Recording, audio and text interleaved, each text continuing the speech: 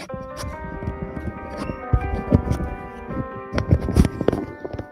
the shadows of the old library halls, where the dust is thick and the silence calls, books tell stories of the things unseen, of foxes wild and spirits keen.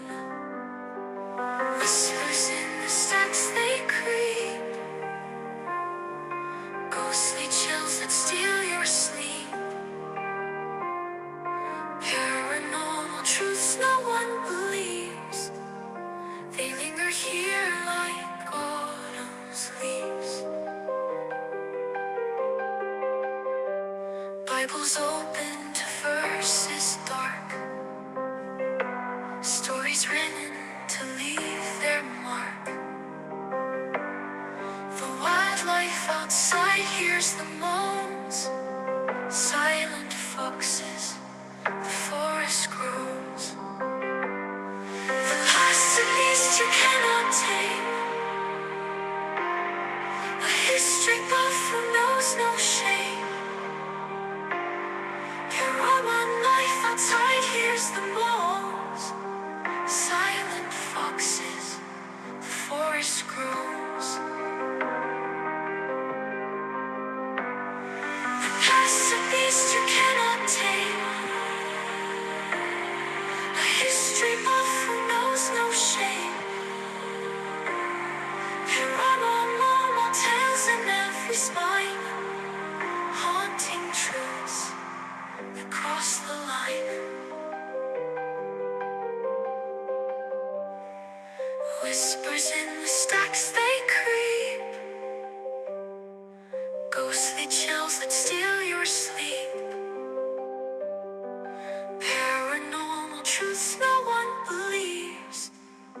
They linger here like autumn's leaves.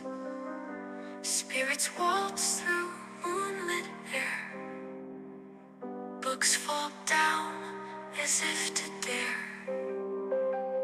Foxes howl in the wooded shade, they guard the truths that time forbade.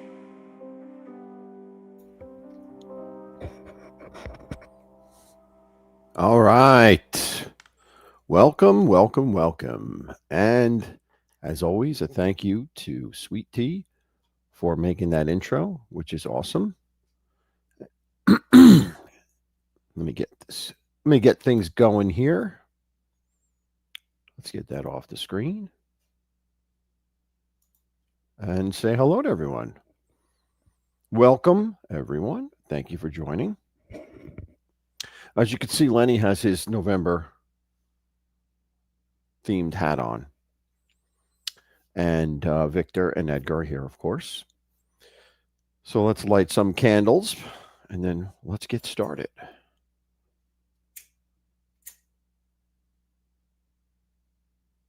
Then let's start saying hello to folks. This is going to be a shorter than normal show. I just don't have a lot this evening, but I wanted to still go ahead and do it for the sake of consistency, I guess. And also to meet, just to see you guys. I haven't seen you. I took a week off. I was here last week, but I took a week off before that. So hello, Arlene. Hello, Suzanne. Hello, Ryan. Hello, Sweet Tea. Hello, Paulie Donuts. Thank you so much for those memberships. That's awesome.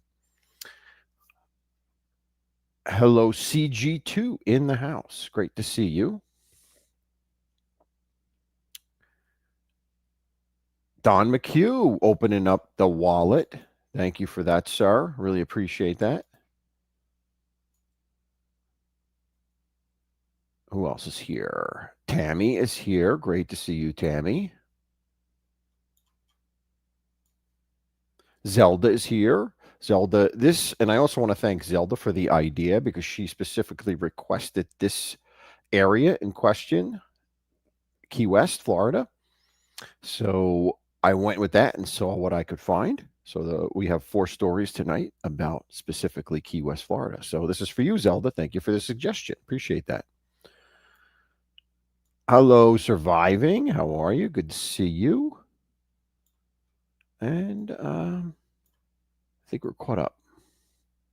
Someone was, oh, Todd Father. I didn't see him. Okay. Hey, Todd Father. Good to see you. Hey, Teacher is here. Hello. And Osada is here. How are you?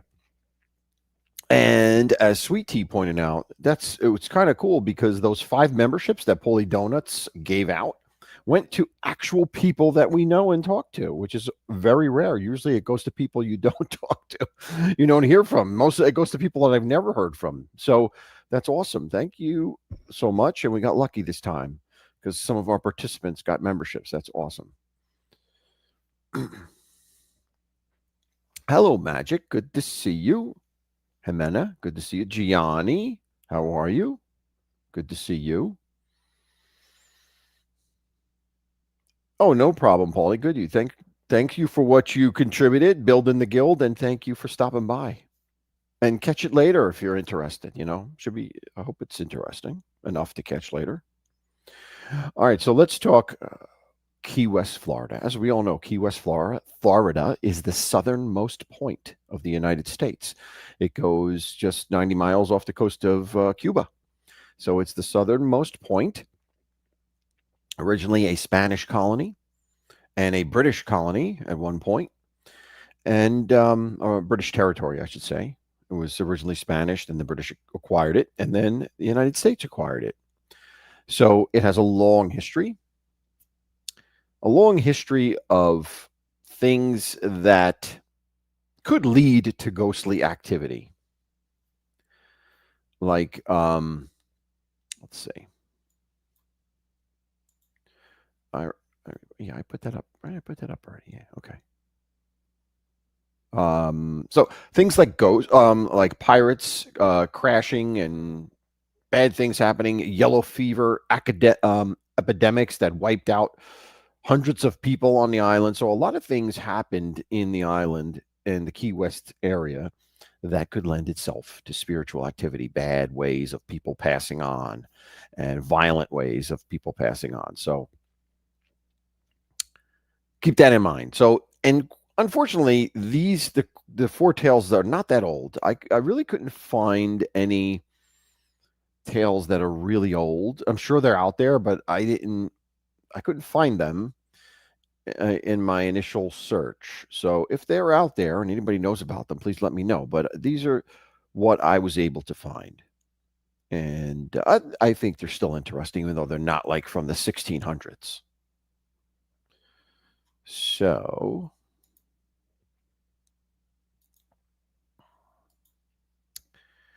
hello, Gen X. Good to see you. How are you?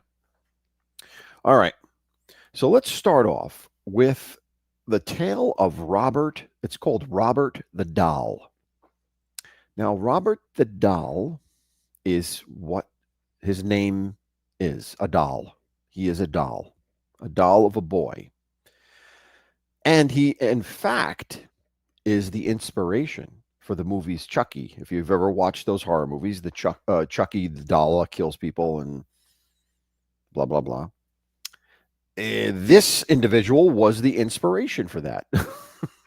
So, just an interesting point. Now, the doll himself is located in a place called Fort East Martello Museum. And it's a museum. It was once a fort, a Spanish fort that has survived over the years and it has turned into a museum. And he's housed there.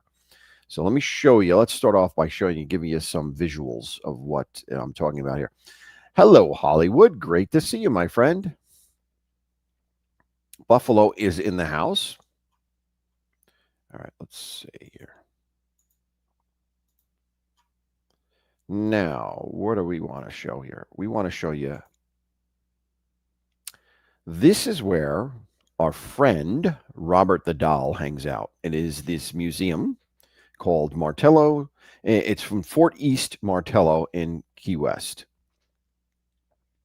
Very old fort and a great place for a haunted doll to hang out, I guess. Now, as you might think, this doll must be cursed, right? Well, Well, that's the story. That's how the story goes. Now, let's show you what the doll looks like himself.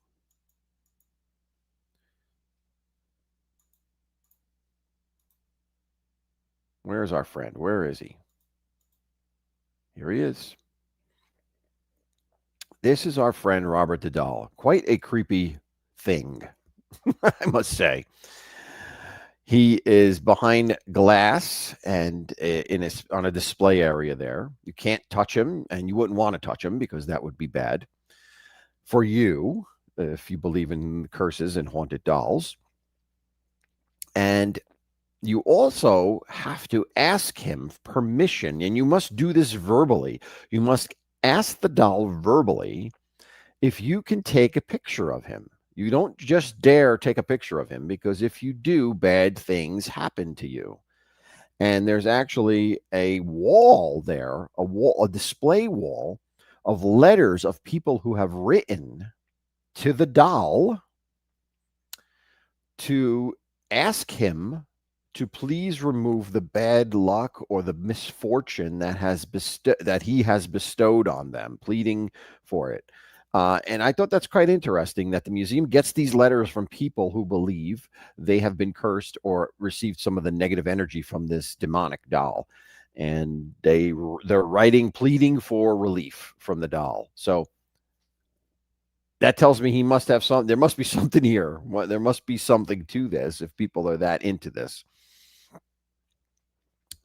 So now, what's the background for Robert the doll? Let's get. Um, so Robert the doll was originally a mannequin created to display clothing for young boys. Now, what he's wearing in this picture is a sailor suit. He did not originally come with that. That's something that his first owner put on him.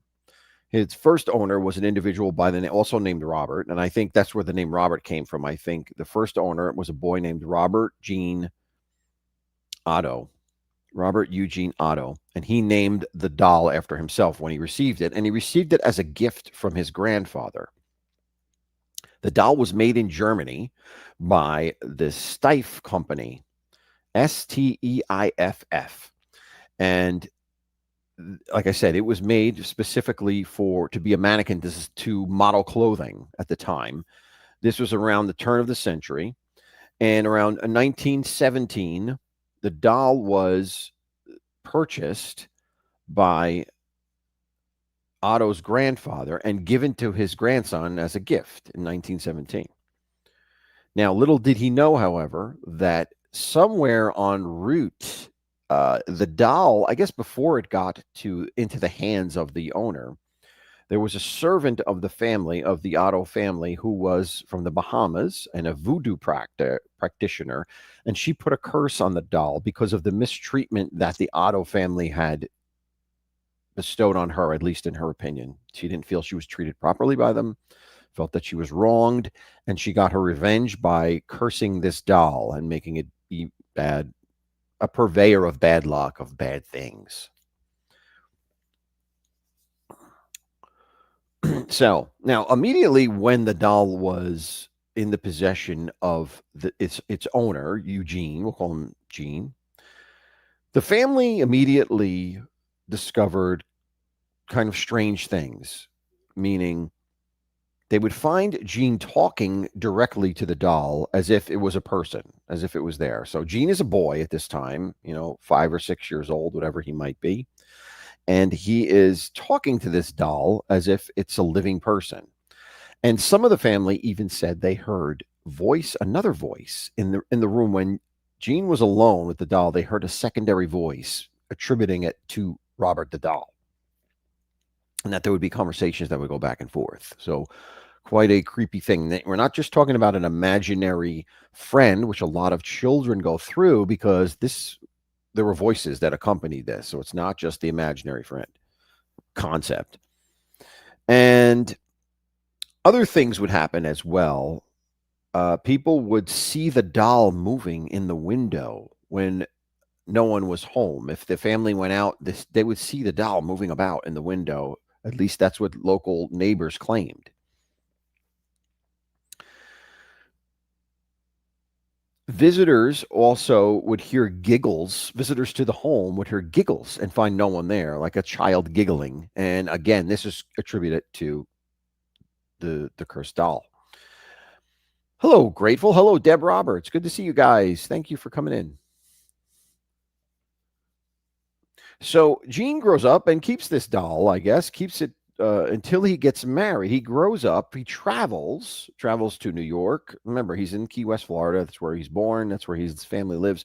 He travels to New York, travels to Chicago, travels to Paris, and he takes this doll with him wherever he goes. And then when he returns to Key West around 1930 and he gets married, his wife does not like the doll. She is very creeped out by it. She feels a negative presence coming from it. And she demands that he gets rid of the doll if he wants to stay married. And he does. He takes it up to the attic and locks it in the attic and will not see it again, will not touch it or do anything with it. So it remains in the attic until he dies in 1974. And then in 1974, the wife sells the house. His widow, sells the house. And the new owner of the house finds the doll in the attic. His name was Myrtle Reuter, was the new owner of the house. He finds the doll, and he also finds a negative presence to it and doesn't like it, and donates it to the museum in 1994. He doesn't like the doll, but he keeps it for 20 years. Kind of strange, I would think. If he doesn't like the doll, he's creeped out by it, but he keeps it for 20 years. He finally donates it to the museum in 1994, and that's where it's been ever since. Now, some of the things that happen in the museum on a day-to-day basis is cameras malfunction. If you try to take a picture of this doll, your camera will malfunction. Again, this goes back to the point that you got to ask permission verbally of the doll. If you do that, they say the camera will take a picture. If it does, if your camera doesn't function, that means he doesn't want to take a picture. But if you just take a picture on your own, the camera probably won't work. And if it does work, there's negative energy that's coming towards you. There's going to be a bad accident in your future. There's going to be bad things that happen to you or your family. So don't take that risk and do it unless you ask him first. And a lot of times he says okay in the sense that the camera works. So if the camera works, you're okay as long as you verbally ask it. What else happens around this doll? There are a lot of people in the presence of the doll feel nausea and have to leave. They can't hang around much longer. They need to leave. They feel sick or lightheaded and they need to leave. And other people feel cold air in the middle of Key West, where this cold air is a very rare thing. They'll feel that as well. So a lot of traditional spiritual type of reaction to paranormal activity surrounding this doll. But to me, like I said, the most creepy thing is that people actually write letters asking the doll to take the curses off, the negative energy off of them that they've been encountering. So quite a creepy type of thing going on to this day with this doll in Fort East Martell Museum in Key West. So that's the story of Robert the doll. And as you could see, he's quite an ugly or creepy looking doll, right? I mean, think about that. That's kind of creepy looking. Kind of odd to give that as a gift to your grandson, too, if you ask me, right? Just kind of odd. But anyway, who knows? In 1917, maybe that might have been the thing to do. I don't know. I have no idea. So that's our friend Robert the doll. All right. Let's go on to our next story.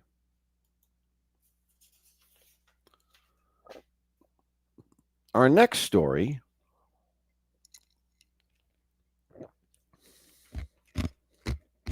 excuse me.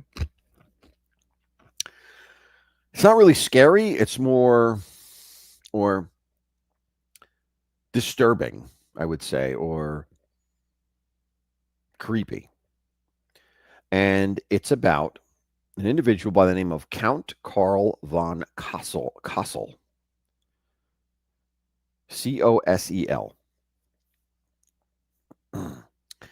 And this story takes place in the 1930s in Key West, Florida. Now, there was an individual by the name of Count Karl von Kossel, and I don't know why he was called Count. He's not. He's an American. He's not a. He's not from Europe. He's not from a country where he could be royalty. Then he would be a count. But for some reason, he got that nickname, Count Karl von Kossel, and it sounds creepy, right? Sounds very eerie. Anyway, sounds like a villain, right? Well, he's a bit of a villain, and in reality, what he is he's a doctor. He's a radiologist, and he practices in Key West, and he works out of a hospital. And then one day, a beautiful young woman comes into the hospital to be treated and treated for tuberculosis. And as we know, and we've heard stories about this, tuberculosis was a killer, a big time killer. Took the lives of a lot of people. Well, anyway, and it gets into the lungs. And so obviously you need x rays. So they needed to get to a radiologist, and that's how they meet. Well, Count von Kossel falls madly in love with this young woman. This young woman, she's 22 years old. He is 60 years old, but he falls madly in love with Elena de Hoyos. De Hoyos. De Hoyos. Now, I'm going to show you a picture, but I'm going to. Well, I'm going to wait till I show you the picture because I want to tell you the story before I show you the pictures, because the picture is of both of them. So he proposes to her over and over again as she's being treated. She's being treated for tuberculosis. They're trying to save her, but she's dying. At that time, they did not have they didn't have a cure, obviously. They didn't have the means to really treat the disease. So they were doing their best. And like I said, he's obsessed with her. So he wants her to marry him, and he proposes to her. And he begins buying her things while she's in the hospital. He buys her a candy and roses on a daily basis. He buys her a specific mahogany-based bed that he has shipped into the hospital for her to lie in while she's being treated there.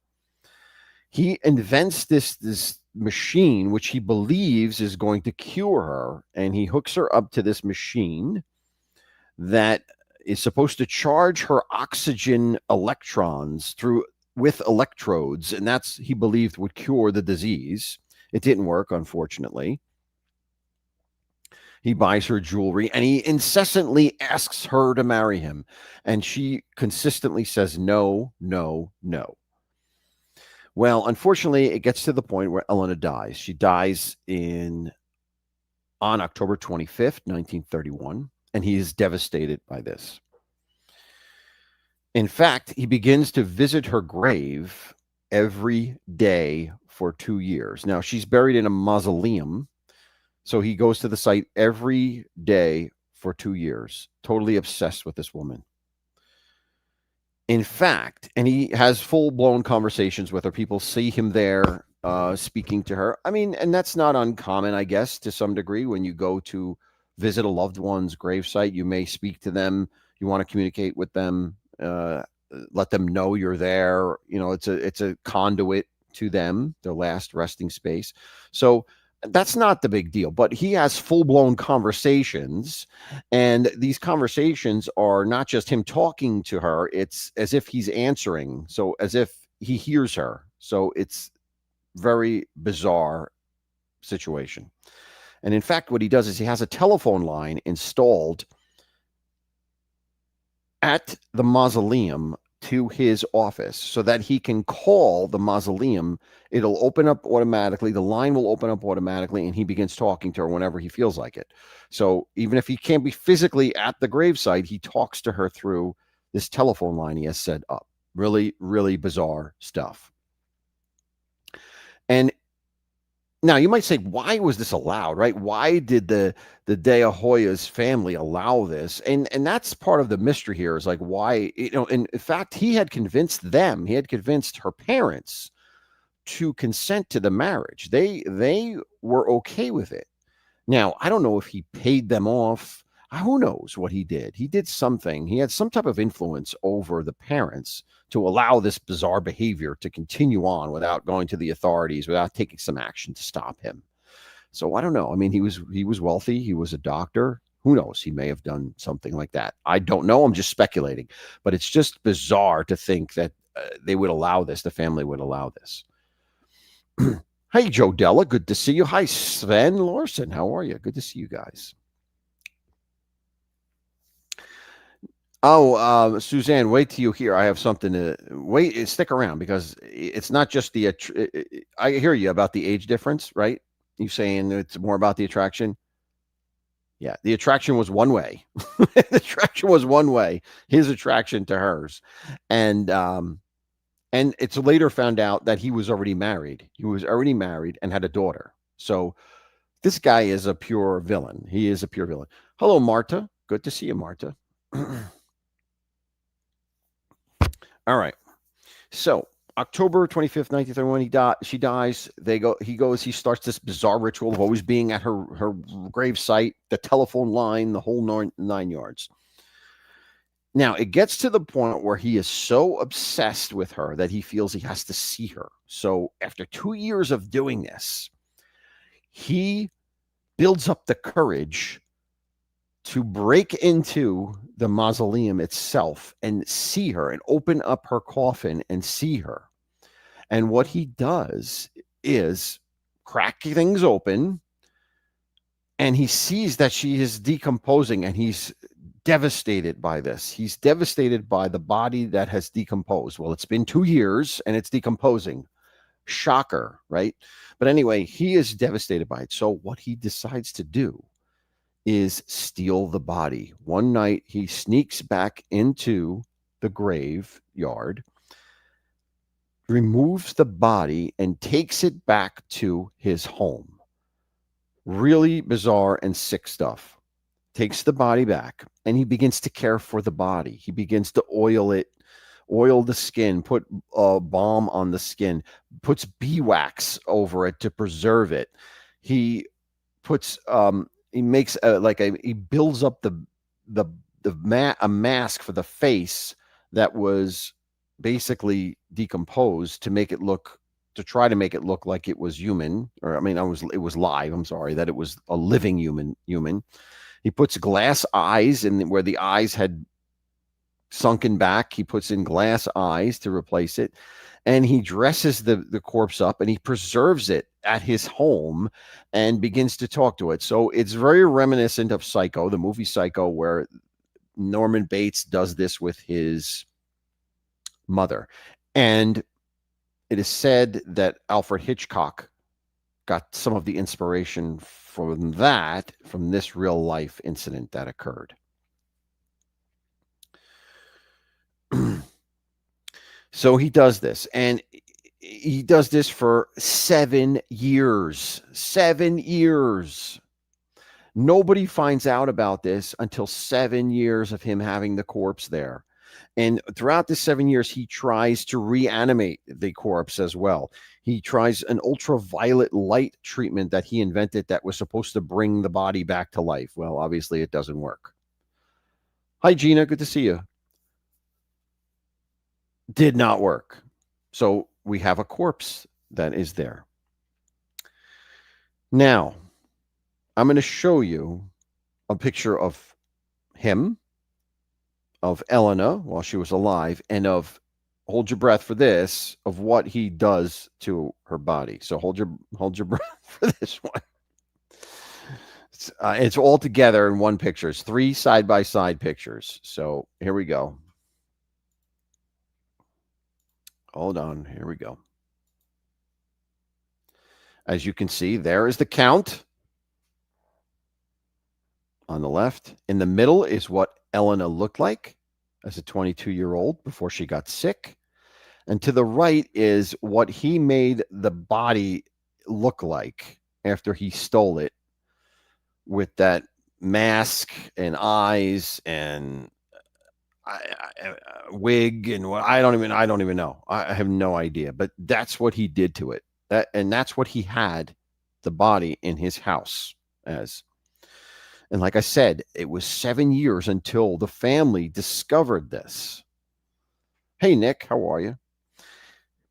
Now, when the family discovers that the body is missing and that he has it, this is what he tries to go to Elena's sister. So now at this point, Elena's sister was the only one alive. The parents had either passed or I don't know, they weren't around for some reason. And it's been 9 years. So it's possible that they just passed themselves. So he goes to the sister in hopes that he will get the sister on his side. That's how warped this guy is. He thinks he'll win the sister and the sister will support his idea to keep the body with him because that's where she belongs. Well, she does not, and she goes to the authorities. And the authorities come and they confiscate the body from him. And they do an autopsy, a second autopsy since the body was exhumed. And the creepy part about this is they find out that from that secondary autopsy that the count had taken it upon himself to marry her regardless of whether she was alive or not and consummate the marriage, so to speak. So really sick, creepy stuff going on here. And he's taken to court and he's tried. Now, he's tried, interestingly enough, for simply stealing remains from a cemetery, which was a crime. He wasn't charged with necrophilia. He wasn't charged with these other things because the family didn't want that getting out. They didn't want that getting out to the public. And as a result, the state complied and did not charge him with that. Now, little did they know that he would be such a sympathetic, I don't know, defendant. He's a defendant, but I mean, he's such a sympathetic looking character that he loved her so much. He put forth this story that he loved her so much that he couldn't live without her, blah, blah, blah, that they actually acquit him. He does not get convicted of the charge which he is charged with. And as a result, he feeling empowered when he's about to be sentenced by the judge to the whatever, I'm sorry, when the verdict is read, the verdict is read and he's acquitted. And the judge asks him if he has anything to say.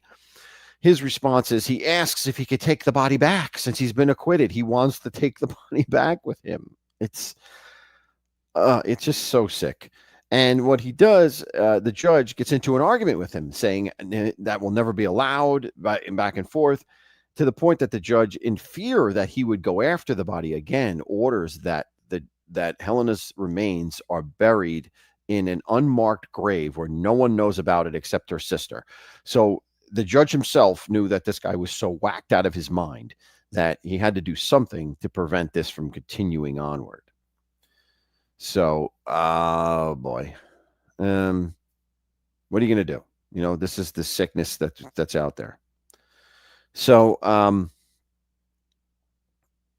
so what happens as a result of that?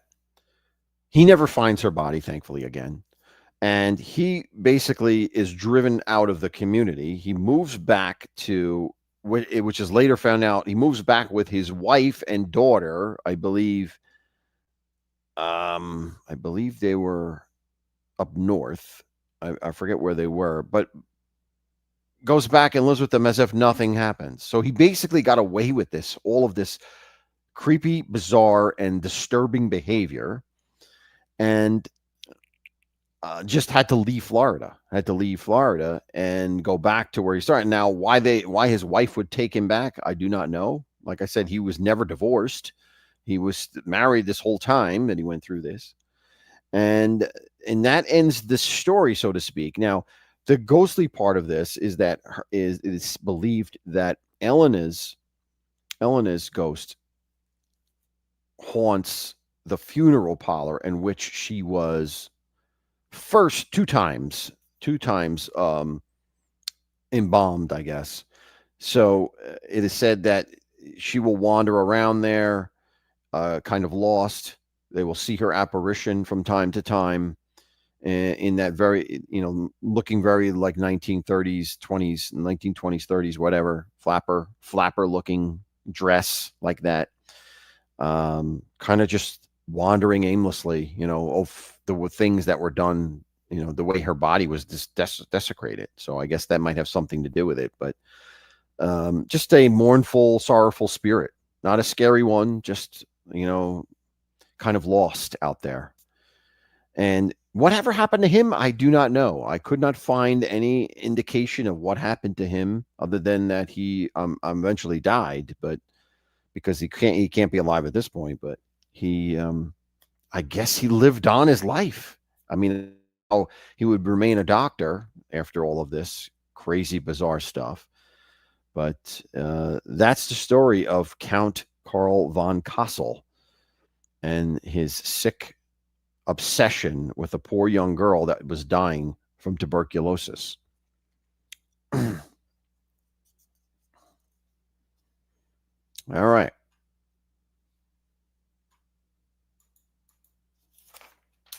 That was number 2. Now let's go on to number 3. Number 3 is the story of the ghost of Ernest Hemingway. Now, I'm sure you know Ernest Hemingway was a famous American author who did most of his writings in the early part of the 20th century.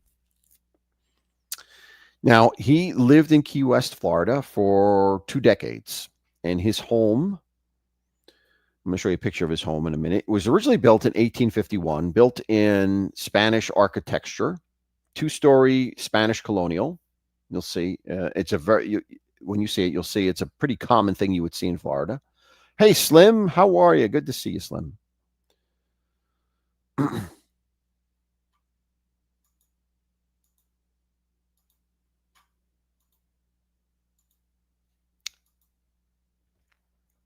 So this is the house that Ernest Hemingway lived in Key West, Florida.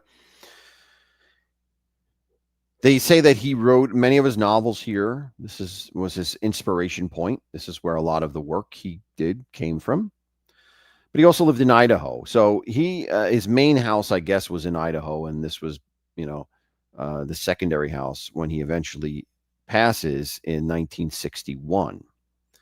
Now, it's said that his ghost haunts this particular house in Florida. And the reason that is because they say he loved it so much in life. In fact, he told his friends, when I pass, I will haunt this particular location. This is where I will spend my afterlife, is what he told them.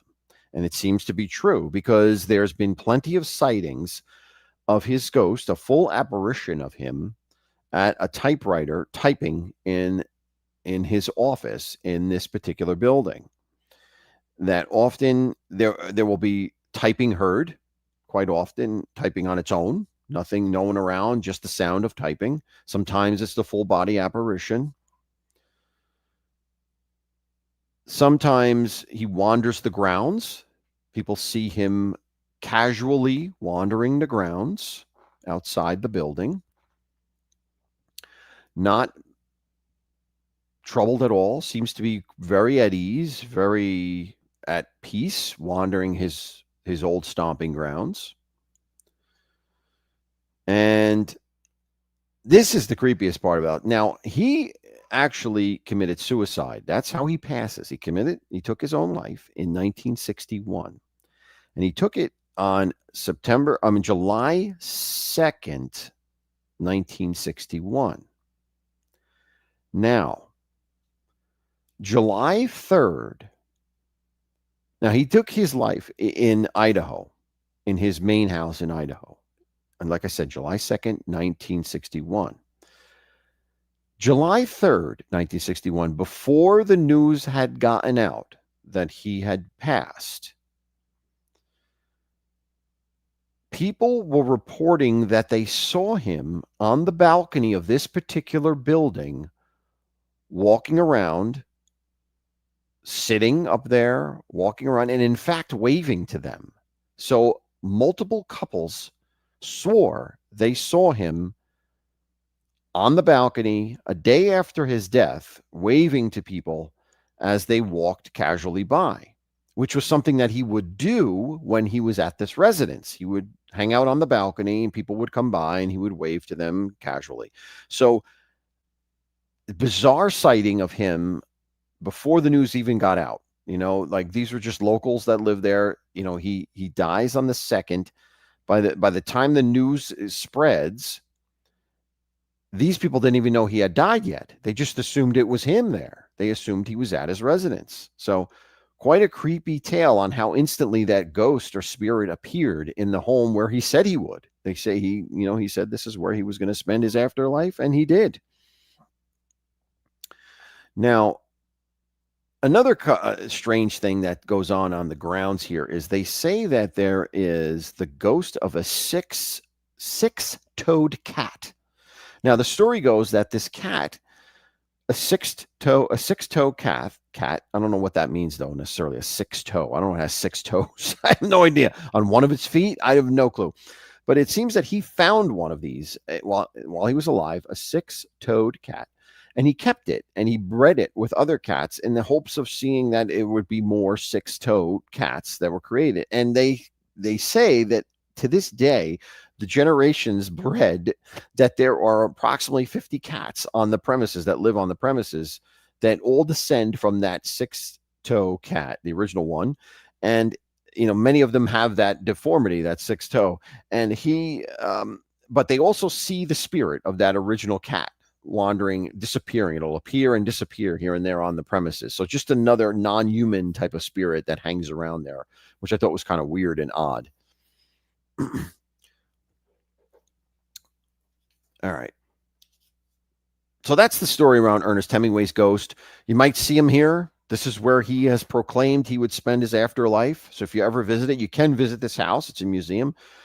You could visit it and see if you catch him there. Maybe he'll wave to you. Who knows? He's quite a friendly ghost. He's quite happy where he is, living his afterlife in the place that he liked the best. And so that's the story of Ernest Hemingway and his spirit. All right. Now, let's go on to our last and final story. Now, the last and final story is about Captain Tony's Saloon. Now, our very own Zelda said that she worked there back in the day, which I think is kind of cool and interesting. So she could probably tell you the story that I'm going to tell you, but I'll share what I found. And Zelda, if you have anything else you want to add, feel free to. You're more than welcome to. If anything you encountered, I don't know if you ever did, but. So let's start off with Captain Tony's Saloon. Let's show you what it looks like.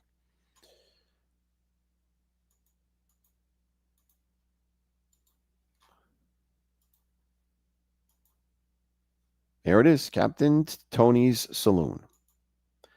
Typical beach type beach front restaurant and bar. Beach type. I don't know if it's on the beach front, but it's you would think of a Floridian ocean area type of saloon. Now, this particular place has quite a history, and to many, you could understand why there would be some spiritual activity here. Now, the first one is a spirit called the Lady in Blue. Now, one of the attractions that's part of this is that in the middle of the bar, there was a very old tree trunk, a tree that was once there. So basically, this was built around a tree, and the tree is in the middle of the bar. So if you go in here, you'll be able to see the trunk of the old tree there. And it said that tree was a hanging tree.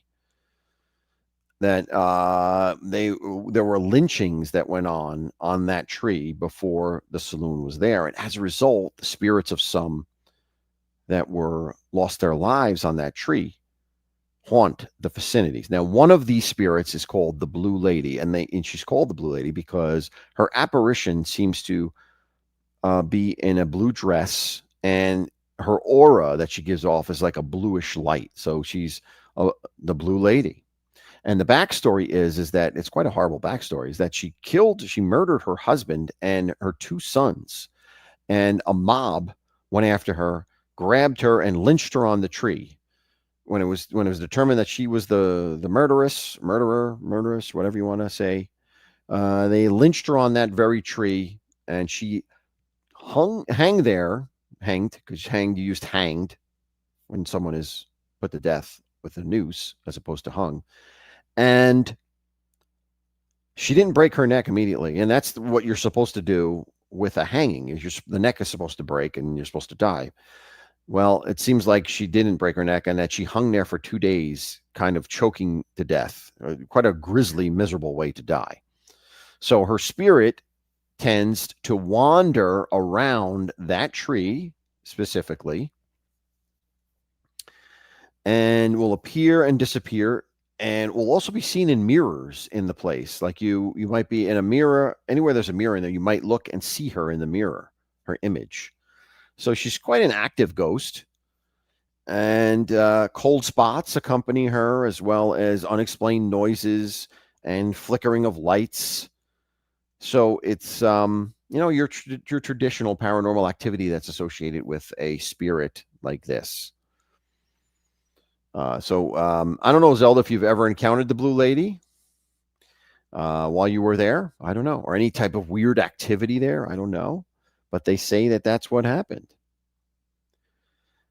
Now, also buried, well, when they were renovating this place, when they were redoing the floors in it, it was discovered that there were seven skeletons buried underneath the floorboards. And it's believed that they were as a result of a hurricane that had swept bodies in. And, many bodies were lost during this hurricane. And it said that those bodies underneath there were the result of that. There were people that were killed in the flooding from the hurricane, and that's where their bodies ended up. So they say a lot of the spiritual activity could come from them as well, their bodies being, in a grave like that. So Zelda says we used to be afraid to go into the ladies' room by ourselves because we were afraid she would be in there. Yeah, and they do say that the ladies' room seems to be a place that the ghost appears from quite often in the ladies' room, and in the mirrors of the ladies' room too. So that's how you see her more than not. They would see her in the mirrors there. So those seven skeletons, it's called Elvira's grave, is what they call it. I don't know where the name Elvira comes from. I guess that's one of the, maybe the name of one of the people they know who was there. But those seven people were found under the floor there, and their spirits might be haunting and causing some of the paranormal activity as well. And then the final spirit is probably the most disturbing. And this was during the time when this was a speakeasy in the 1920s.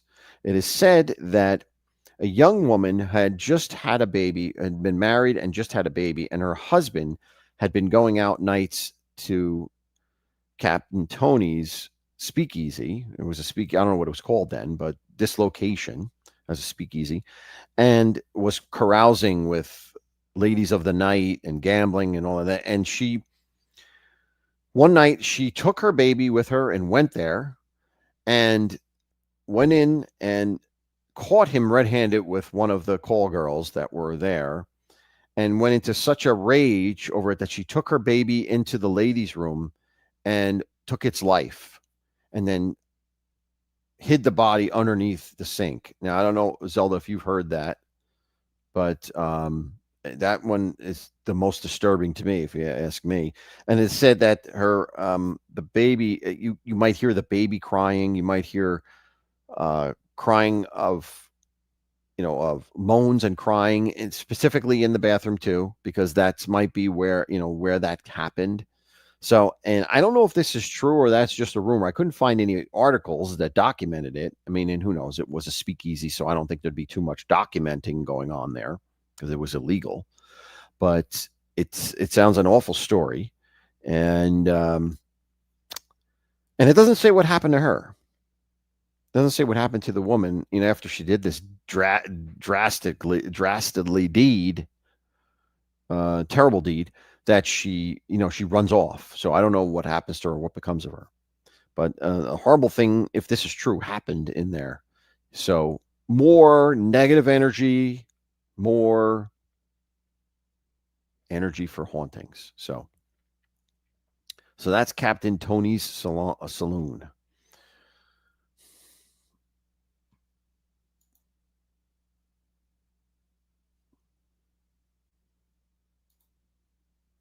Yeah, so Suzanne Heard. It's a common story, so maybe it's just a legend. But that kind of story is kind of common. That a husband wants a divorce and she can't handle it, and the baby ends up dying. It's just a horrible story, which would make you believe why there'd be ghostly activity, right? So it's quite, I believe it. It could just be a legend. It could just be a legend. I couldn't find any documentation of an actual event in a news source, but disturbing nonetheless. Whether it's real or not, a disturbing type of thing.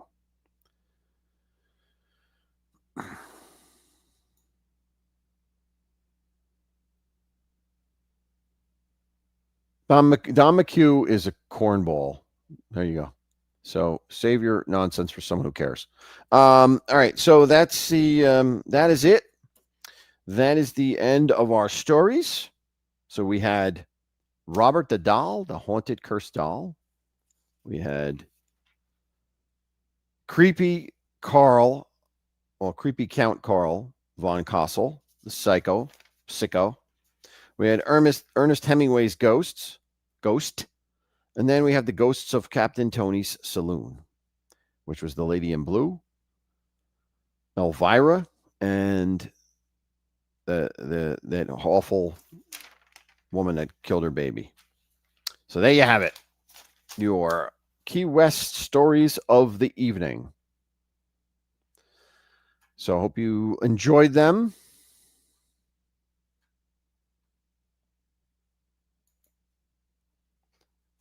Get this out of here.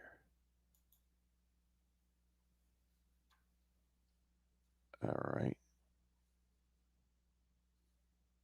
Hey, Nick. Oh, yeah, Nick. Thank you. Appreciate that. Yeah, Gina, you can go back and watch it. I mean, it's worth watching. I think it's interesting. Yeah, you go back and watch it. It's creepy doll. It's a creepy doll that's supposedly cursed, and who knows? All right, so let's go on. I don't have now. This has been a growing problem for me. I can't find paranormal videos worth watching. It's been rough. They're really, really bad. And I'm not going to waste anyone's time with crazy, stuff that's garbage. I'm not going to even, it has to at least be something for us to analyze for me to show it. So,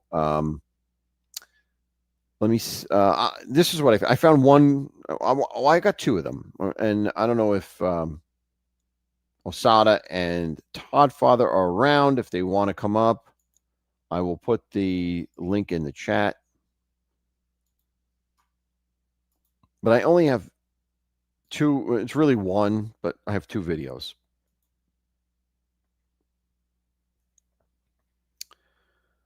So let's see.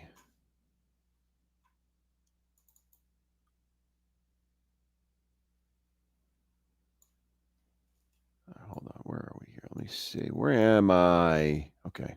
Here we go. All right. So the link is there, Todd Father, if you want to come on up. All right. Hold on a second.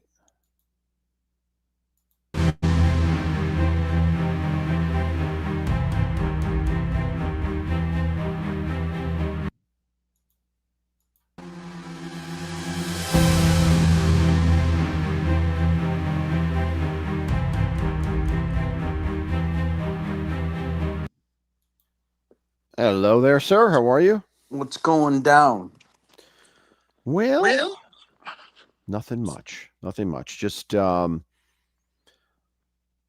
some weak paranormal videos.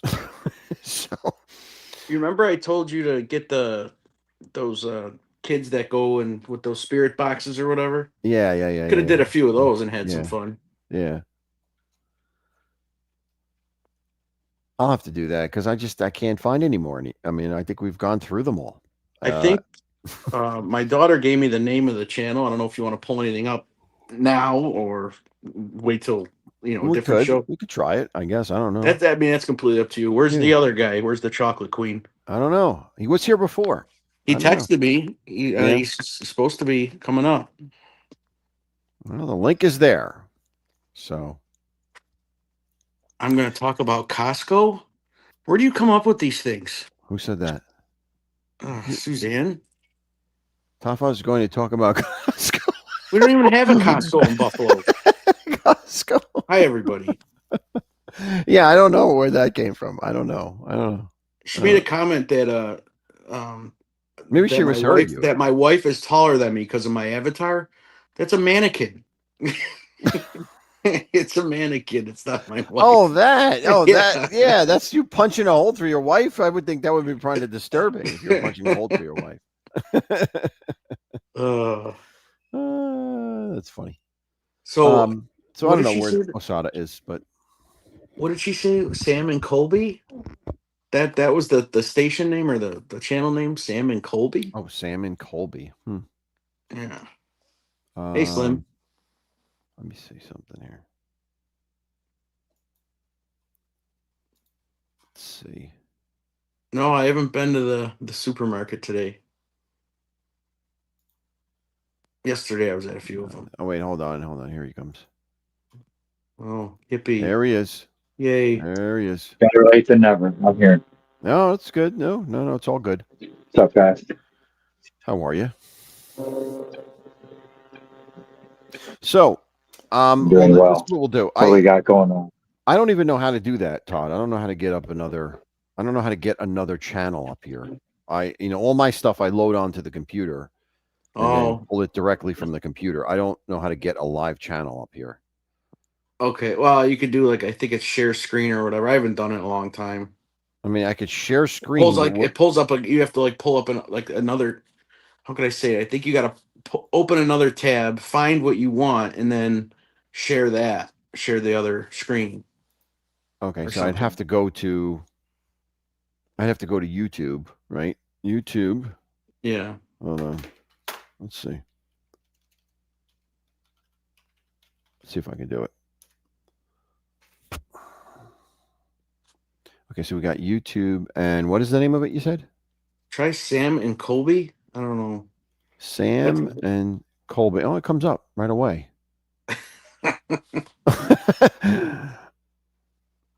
All right, hold on here.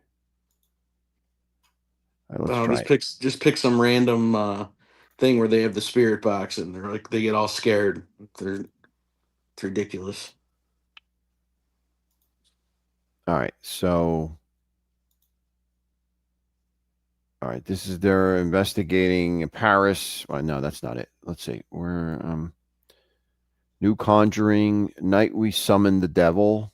Yeah, go ahead. Go on. That one? Sure. Any of them. They all do the same thing.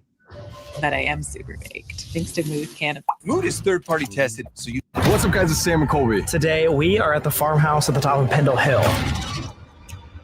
Also known as the most paranormally active spot in all of the United Kingdom. It's known for the famous deadly witch trials of 1612. But in order to get the answers of what actually happened at these witch trials, tonight we are going to be summoning... You might want to stop it and talk or fast forward it. Hold on. Yeah, hold on. What am I going to do here? Hold on. Let's go. All right. So I don't know, let's see. There you go. Yeah. Where's them? What happens? They talk directly to the spirit box. Is that what they do? The spirit box. It says words. Yeah, I know, but where? How are we going to find that? This is like a long video here. It looks like this is all over the place, man. What is going on here? Here, that's Let's say when he's holding the thing up, you might want Is to. that it? Maybe. No. Is that the Are spirit we box? speaking with you? Yeah, go ahead. All right, let's see. Speaking with you, or would you like us to move over to the library? Yeah, is your name Jeanette Preston? If it is, come touch this red light. Guys, I just hit something in the library. Really? Yeah. What wants us to go over there? Yo, what's in the library? Before we go over there, could you tell us a little bit more about it? Traverse. Go over there. Travel. Go over Oh, there. boy. Oh boy, Yeah, so that's what you get. that is That's what so these kids bad. do. That is so bad. Yeah. Yeah, I What- mean, I never believed in that stuff at all. I don't believe in it at all. Yeah, we'll have to investigate further and I get mean, some what I funny would do clips is, of it or something. yeah, I mean, what I would do is if there's a lot of these, I'll go and pull specific clips from it. Yeah. I just wanted to give you an idea, Yeah. that's all. All right. All right, so let me show you what I got here first. I have one thing. That's all I could really find worth showing this time. So let's look at this. This is in Colonial Williamsburg, where there are reenactors. You know, that's common there. There's always people that are reenacting. And they're setting up a scene here where it's a family and they're doing a toast, you know, dressed like it's the 1700s. And they're taking pictures of it. I guess there were pictures, promotional pictures for Williamsburg. So hold on here. All right, here we go.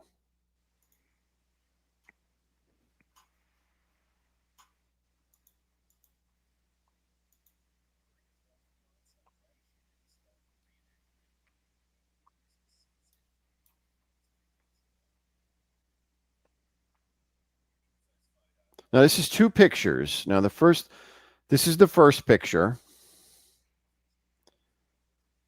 And then they take another picture right after this, and you're going to see something in that picture. This is the next picture. Now, hold on. I'll stop it where you see it. Now, can you see something strange in this picture? In In the mirror? In the mirror.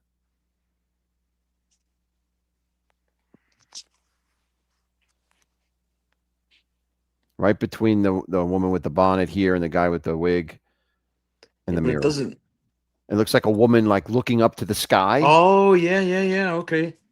Right? Yeah. And they say that there was no one else there, that this just showed up on its own. So, I don't know. What do you think? What do you think, Osada? Are you there? Yeah, I mean, I definitely see it. I don't know. Now, I'm a little bit skeptical here because, and I'll tell you why I do this. Hello, Miss, who's that? Miss Kelly Marie. Oh, okay. Okay. I think the name is different. It's Kelly, right? It's a different name. It's looking different. Now look. Now you see what the image of it looks like a woman like either looking up to the sky or crying out or something. Now look, that's where that is. Look to the left between the gentleman with the white wig and the little girl standing there. You'll see the mirror image of that in the wall, on the wall. Oh, yeah. Yeah. So what that means to me is like these are reflections of something. Like, why would that be there and there? It's the exact same thing. Same, you know? Like a cat. Is it like a monogram or something that's shining that on the wall or in the mirror? It's weird. Yeah, I don't know what the source of it. I can't figure out what the source of it is, but it can't be a ghost because how would the ghost be duplicate? You know, like in two locations like that. It's crazy you caught that. Did the article you saw that catch that too? No, I just did that myself. No, this is put on the internet as a unexplained photo that they don't know. Nobody can tell what it is, or no one can say how it happened. Yeah, it's just it's got to be Photoshop or something. Then either that or, like you said, just a reflection. But it doesn't look like a reflection because it looks photoshopped in the mirror because the torso comes out of the in front of the frame, the metal frame. Mm-hmm. You know what I Yeah. mean? So let's just ask Osada, because Osada is the Photoshop king here. Mhm. Would you be able to do this work, Osada? This is a little bit above me, I think. You know, I could get it close to that, but it wouldn't. I don't know. Yeah. I'd have to toy around with it. You know what I mean? It's basically you're just you use the opacity. I think that's how you say that word, and Mhm. where it kind of like it makes it see through. You know, and then Yeah. you could probably just play with the I don't know Yep. the filters a little bit. Now, everybody pay attention to this picture because pretty soon it's going to have all of our faces on it. Yeah, like like Yeah. Todd will be like the girl, I'll Yeah, be like the I'll be the guy. woman. Yeah. Yeah, Stiggs will be the kid cutting the cake, and Theda will Thing have to the will be hat. in the mirror. It is a good picture for that. It is a good picture. That's why I said it. Yeah, so A lot of us are reluctant to share pictures with yeah. Osada of our fun times because he's going to just hack them up in about 14 seconds. Well, I'm super Literally. busy right now, so you'll get away with a lot more. I don't have time right now. So I think we agree that this is not a ghost picture. Now, whether it's some type of complex reflection or whether it's photoshopped, it's one of those. It's not an unexplained photo. I don't think. I would love to hear the context from the people that took the photo. Like I want to hear like from them some of these because you could get a lot more info. Yeah. Like maybe they, you know what I mean, Right. just to Yeah. see I if don't like know. they're I really don't know because I get these from Slap. Usually, I get them from Slapped Ham, which is the website or the YouTube site, and their goal is to say everything's a ghost, everything's real, everything's unexplainable. So they're not going to give you everything. They're not going to give you all the stuff. And I couldn't find the source of this. Like, I couldn't find where they received it. So I don't know. I don't know. that's right, But GDM. Yeah, but we don't encourage him to do that. Like, we could share a picture of like our family or what we were doing that day, and then all of a sudden it gets hacked up quick. well, I have a picture that I'm not sharing because of Osada that Todd saw. So That is true. You know, I feel like Thanksgiving and Christmas are more haunted than Halloween. You know, like when it not haunted, but when it comes to like spirits and kind hmm of like ghostly, I just feel like Christmas is kind of ghostly well, yeah, I mean sometimes. the Christmas Carol, right? The Christmas Carol is a ghost story. A Oh, Christmas yeah, that's Carol true. is a ghost story. So yeah, no, I I get it. love that story. Yeah. You know, the Ebenezer Scrooge one. I used to Yep. go to that play every year at the Pantages Theater. So it I was, tell you, my wife and I went to a Christmas Carol play last year, and it was at our local high school, and they did a fabulous job. They did a fabulous job. Like it was the original story. It was like they took the original language of Dickens and turned it into a play. There was no woke garbage. There was no, you know, Scrooge is a woman now. It wasn't any of this right. crazy, crazy stupid stuff. It was like the original story as it was, and the kids did an amazing job. I was really, really impressed with them. The You way they Yeah, imagine did a it's a it. good. modern version of a Christmas Carol, what the Christmas future would be? No, Oh, please. please. Right. No doubt. No, it's a good play. I enjoy going to that one. I think that's pretty much the only play I've ever seen in real life. And I've probably seen a couple others. But hmm yeah, it's a good one. I might have to go again this year. All right, so let's get rid of this. So is there Uh, another one, or that was it? You said there was one, but there was two, but it was well, only I'm one. I'm gonna play this for you. This I I'll just play it for you, and then you can tell me what you think. Hold on. Cancel. Hold on. Where is this? No, we don't want that. That can go. Okay, here it is.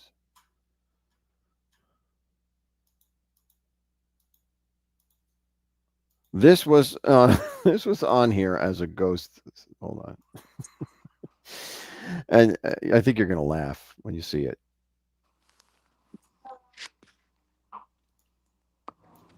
Oh, they can lift tools up now? Hold on, here we go.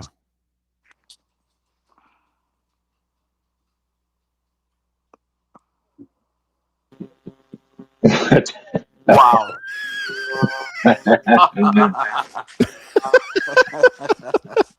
Oh, I could do that in my garage right now.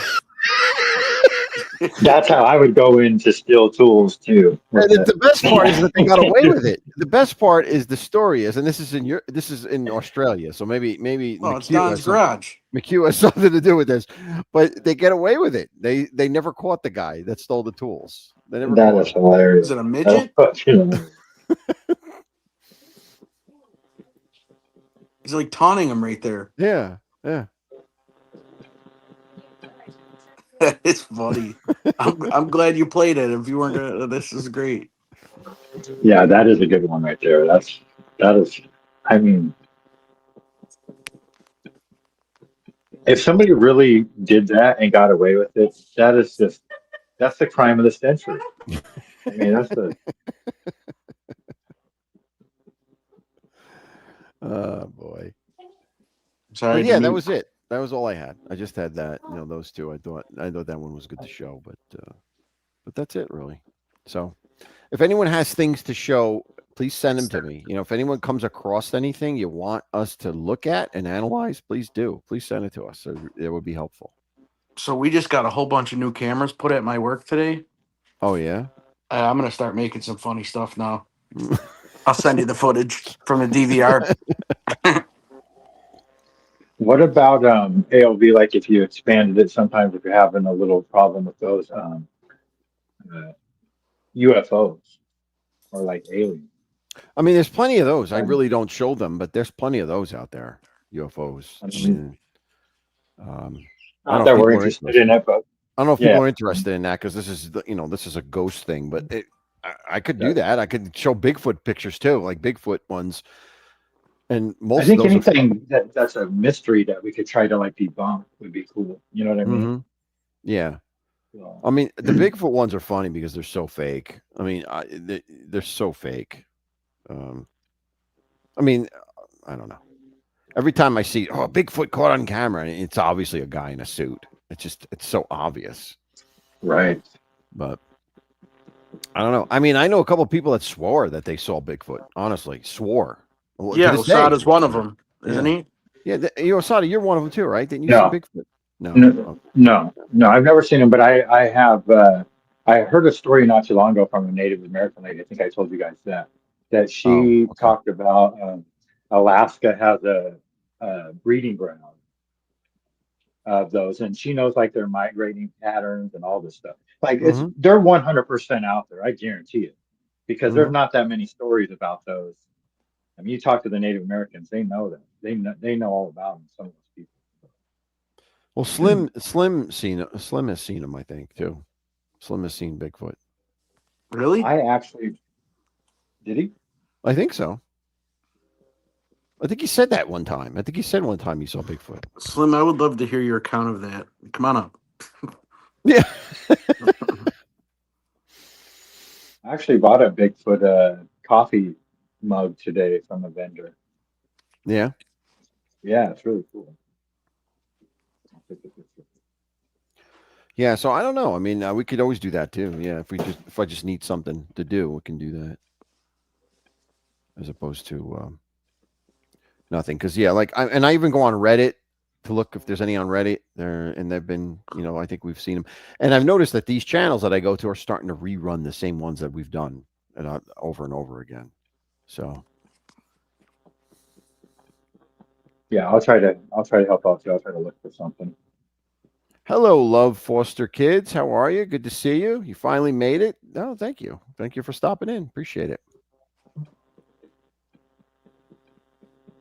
Todd, have you been to one of my shows yet? Ever? Negative. That's all right. No problem. I'm not doing it on purpose, Osada. I'm out cold. I know. Well, listen, real life comes first. Remember that. YouTube is secondary. Remember that. 100%. Except for Stiggs. Then it's primary, no matter what he says. Yes. Yep. I know. I'm surprised. I mean, I'll try to haven't- tune into your show, but I'll probably fall back asleep again. No, Well, he goes on I'm- at 6 o'clock, 6 a.m., which is 3 a.m. his time, right? Yeah. So 2:30 actually, my time. But 3:30. yeah, I go on 2:30 your time, or 2:30 my time, so that's 5:30 your time. That's when I'm 5:30 you go on. Okay, all right. Yeah. Yeah. So listen, I mean, and I usually, Todd, I usually don't get there until he's gone through all his crazy psycho, conspiracy theories. By the time I get in there, he's already gone through most of them. He calmed down then. Yeah, he's calmed down a bit by the time I get there. Yeah, I am going to reformat it because I'm going to do all my my ranting in the beginning, and then I can have guests and stuff like that. Yep. So, I enjoy it. Well, thanks for having me, Anthony. I gotta get running. All right, go do what you got to do. Thank you for coming up. Appreciate it always. Yep. Todd, happy Friday. See you later. Yes, sir. See you later. All right. Take care, guys. All righty. Yeah, we'll come up with some new stuff. We'll figure it out. Yeah. I mean, I'll explore a little bit more about those voice boxes, even if it's just something to laugh at because it's funny. Spirit boxes or whatever, and then I'll continue to look around and see what else crazy stuff is out there. Well, sounds good. Give us a laugh. All right. Well, thanks again for coming up. Yep, no problem. Have a great weekend. You too. I'll talk to you soon. Bye, chat. All right. Bye-bye. All right, everyone. Well, that's it for tonight. Appreciate it. Like I said, it was going to be a little bit shorter show. I didn't have much material this week, but I do appreciate everyone who hung out all this time and contributed to the chat. The chat was rolling, which is cool. Please remember to hit the like button. That it's helpful, or leave a comment afterwards if you liked it. That's helpful too. Next week is our Thanksgiving show, so we're going to talk about Pilgrim ghosts, Pilgrim and Plymouth, Massachusetts, where the Pilgrims landed. We'll talk about some spirits there, so that'll be fun. And anyone, as always, if they have suggestions, please do. Like this night was brought to you from Zelda because she came up with the suggestion of Fort Myers of Key West. So if anyone else has a specific area that you know about that you're interested in and you want me to research, let me know. Send me an email. My email is on the page, or you could just leave a comment and put the suggestion in the comment. Both work just as fine, and we'll see what we can find out. And thank you to Paulie Donuts for donating memberships. That was awesome. Thank you for Donnie McHugh, for a donation. And if anyone else wants to become a member, it's always helpful. So thank you for being here. Thank you for watching. Thank you for building the Guild. And until next week, on behalf of Lenny, Edgar, and Victor, we say stay scared and have a wonderful weekend. God bless and have a great night. Tune into Slim, by the way. Slim will be on, so tune into Slim later.